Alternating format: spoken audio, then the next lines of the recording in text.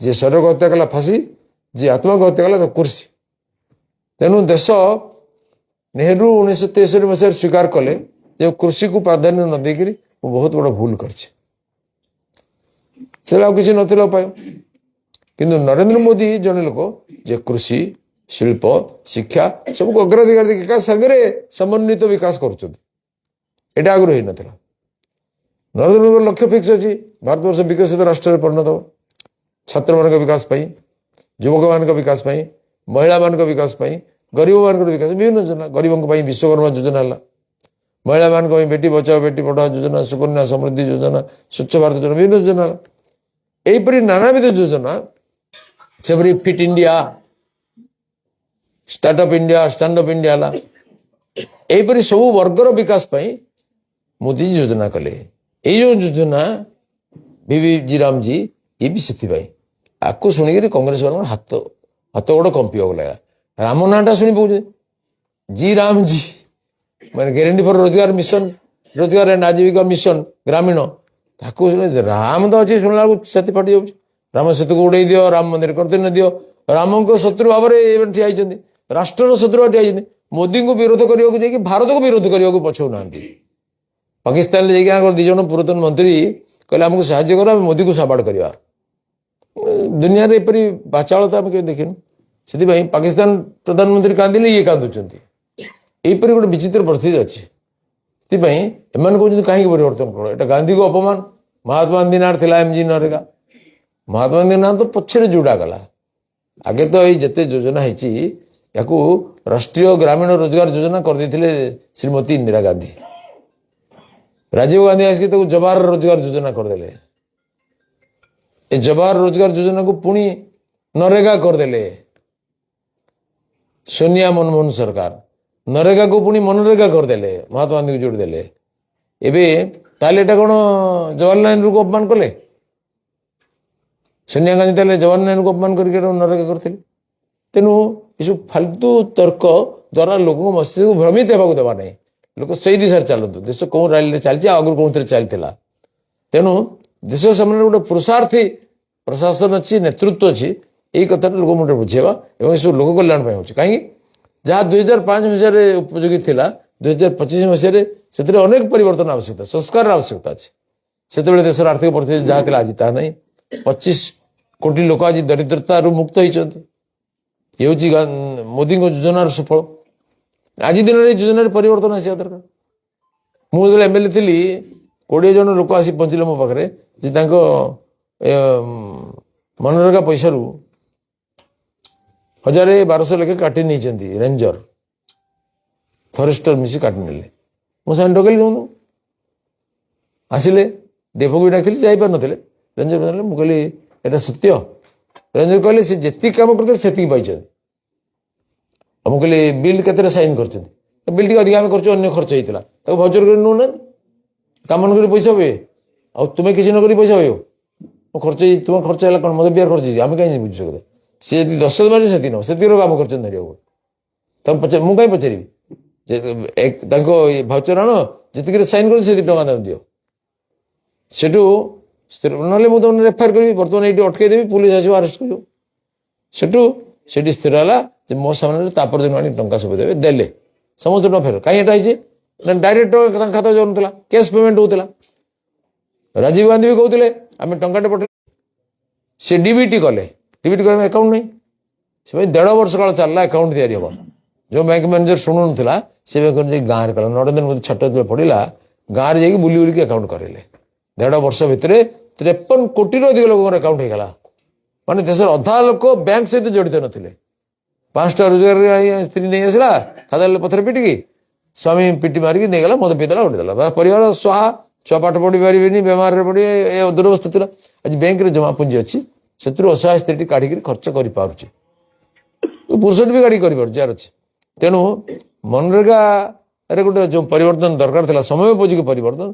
ताकू नरेंद्र मोदी कर जनतार हित किंतु जो जनतार हित चाहती नहीं जो मैंने विकसित भारत चाहती नहीं जो मैंने खंडित भारत चाहती जो मैंने भारत खंड खंड कर जो मैंने राम ना शुणिले गात्रगप हुए से सही पार ना से कहते गांधीजी को अपमान सारीदेले देश को କିନ୍ତୁ ସର୍ବସାଧାରଣ ଲୋକ ଆମକୁ ବୁଝେଇବା ଦରକାର ଯେ ଦେଶକୁ ସାରିଦେଲେ ନୁହେଁ, ଦେଶର ବିକାଶ ପାଇଁ ଏକ ନିଶ୍ଚିତ ଦୃଢ଼ ପଦକ୍ଷେପ ନିଆଯାଇଛି।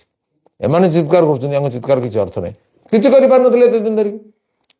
ତାପରେ ଏଥିରେ 100 ଦିନ ଆଗରୁ ଲୋକଙ୍କୁ ଗ୍ୟାରେଣ୍ଟି ମିଳୁଥିଲା, 125 ଦିନ ହେଲା। 25 ଦିନ ଗ୍ରାମୀଣ ଗରିବ ଲୋକ, ଆଦିବାସୀ ଲୋକ, ପାହାଡ଼ିଆ ଲୋକ ଯେତେବେଳେ ଅଧିକ ରୋଜଗାର ପାଇବେ ତାଙ୍କର ଆଉ ଟିକେ ମାନେ ସାମାଜିକ ସୁରକ୍ଷା ସୁନିଶ୍ଚିତ ହେଲା।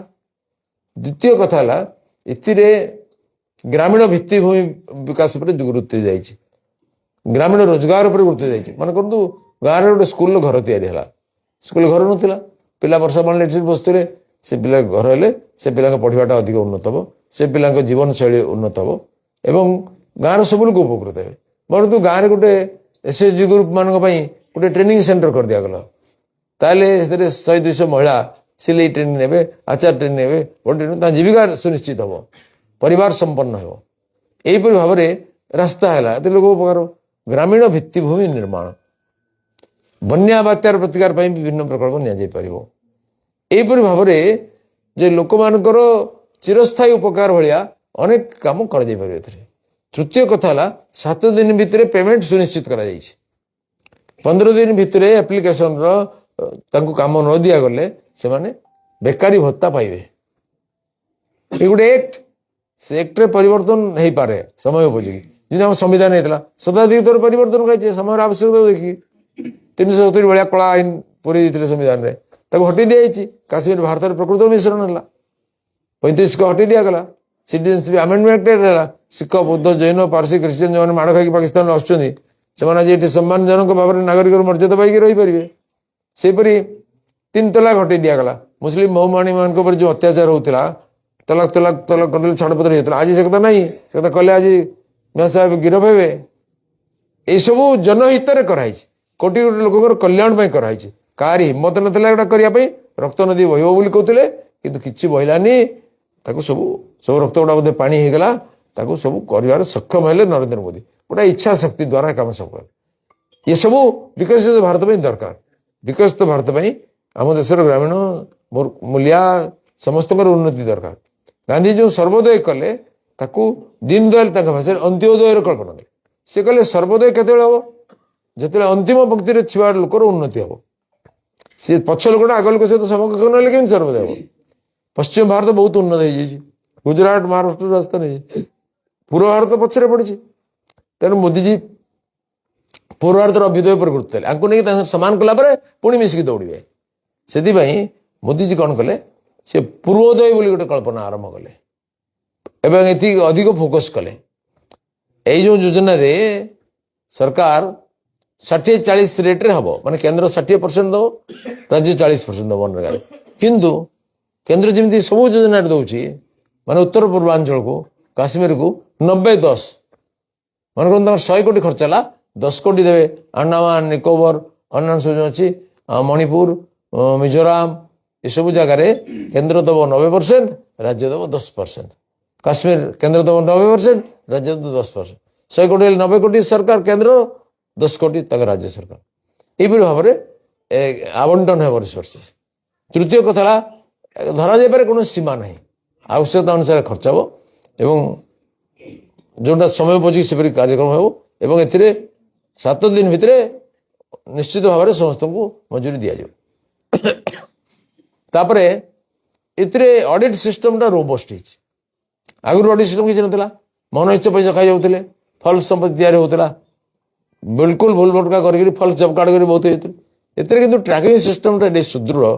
ସେଥିରେ ମୋବାଇଲ ଦ୍ୱାରା ମନିଟରିଂ ହେବ, ସେଥିରେ ଆର୍ଟିଫିସିଆଲ ଇଣ୍ଟେଲିଜେନ୍ସର ଉପଯୋଗ ହେବ, ବିଭିନ୍ନ ପ୍ରକାରର ଲେଟେଷ୍ଟ ଟେକ୍ନୋଲୋଜି ପ୍ରୟୋଗ କରିକିରି ଗୋଟେ ବି ଫ୍ରଡ୍ ଯେମିତି ହେଇପାରିବନି ସେ ବ୍ୟବସ୍ଥା କରିବାର ବିଧି ବ୍ୟବସ୍ଥା ରହିଛି।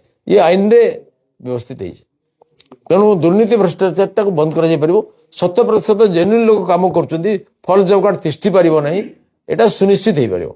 ଫଳରେ ବାଟ ମାରଣାରେ ବନ୍ଦ ହେଇଗଲା। ଡିବିଟି ମାଧ୍ୟମରେ ଲୋକଙ୍କ ପାଖରେ ପହଞ୍ଚିବ, ଯୋଗ୍ୟ ଲୋକଙ୍କ ପାଖରେ। ଆଉ ମେସିନରେ କାମ କରିକି ଯେଉଁ ନେଇଯାଉଥିଲେ ବା ଫଲ୍ସ ଜବ୍ କାର୍ଡ କରୁଥିଲେ ସେପରି ହେଇପାରିବ ନାହିଁ। ସେ ଦୃଷ୍ଟିରୁ ଇଏ ବହୁତ ବଡ଼ ଗୋଟେ ଲୋକ କଲ୍ୟାଣକାରୀ ପଦକ୍ଷେପ, ଗୋଟେ କ୍ରାନ୍ତିକାରୀ ପଦକ୍ଷେପ କୁହାଯାଇପାରେ। ଏହାର ବିଭିନ୍ନ ଦିଗନ୍ତ ଉପରେ ବିସ୍ତାରିତ ଚର୍ଚ୍ଚା କରିବା ପାଇଁ ଗାଁ ଗହଳିରେ ସଭା ସମିତିମାନ ଆୟୋଜନ କରାଯିବ, ରାଲି ହେବ, ଚୌପାଲ ହେବ, ଚାଷୀମାନଙ୍କର ତାଙ୍କୁ ବିଷୟଟାକୁ ବୁଝାଯିବ। ଆପଣମାନେ ଏ ବିଷୟଟାକୁ ଲୋକଙ୍କ ପାଖରେ ପହଞ୍ଚେଇଲେ ପ୍ରକୃତ ସତ୍ୟଟା ଲୋକ ପାଖରେ ପହଞ୍ଚୁ। ଏମାନେ ଚୋର ମଚାଏ ଚୋର ଭଳିଆ ବାଜେ କଥା ପ୍ରଚାର କରୁଛନ୍ତି, ସେମାନେ ସହିପାରୁନାହାନ୍ତି, କାହିଁକି ତାଙ୍କ ସମୟରେ ବହୁତ ପରିବର୍ତ୍ତନ ହେଇଛି।